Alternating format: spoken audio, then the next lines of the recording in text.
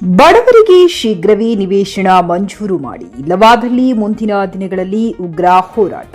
CPIM ಎಚ್ಚರಿಕೆ.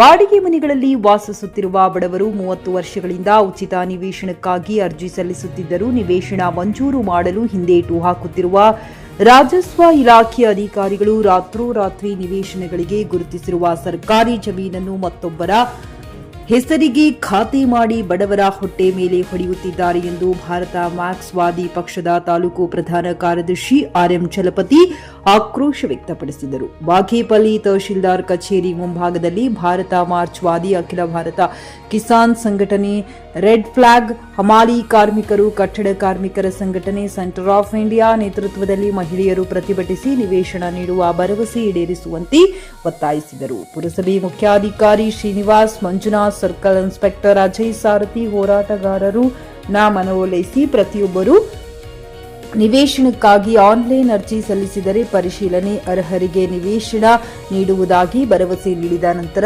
ಪ್ರತಿಭಟನೆ ಹಿಂಪಡೆದರು. ಮುಷ್ಕರದಲ್ಲಿ ವಿವಿಧ ಸಂಘಟನೆಗಳ ಮುಖಂಡರು, ನೂರಾರು ಮಹಿಳೆಯರು, ಮುಖಂಡರಾದ ಮುಜಾಮುಲ್, ರಾಮರೆಡ್ಡಿ, ಆದಿಶೇಷು, ವೆಂಕಟರಮಣಪ್ಪ, ಶಿವಪ್ಪ, ರಘುನಾಥ್ ರೆಡ್ಡಿ, ಶಂಕರಪ್ಪ, ಅಂಜಿನಪ್ಪ, ನಾಗಮಣಿ, ಚೌಡಮ್ಮ, ಪ್ರಮೀಳಾ, ಮೊಬಾರು ಬಾನ್ ಉಪಸ್ಥಿತರಿದ್ದರು. JN Krishnareddy, JK news Kannada, Chikkaballapur. ಖರೀದಿಸುವ ಪ್ಲಾನ್ ಇದ್ದೀರಾ?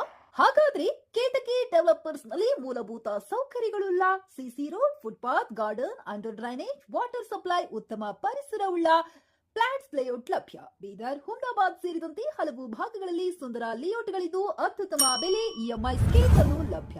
ಹಾಗಿದ್ರೆ ತಡೆಯಾಕೆ? ಹಿಂದೆ ಸಂಪರ್ಕಿಸಿ 7676474747 ಎಂಡಿ ಸಂಗಮೇಶ್ ಚಿದ್ರಿ, ಹುಮ್ನಾಬಾದ್.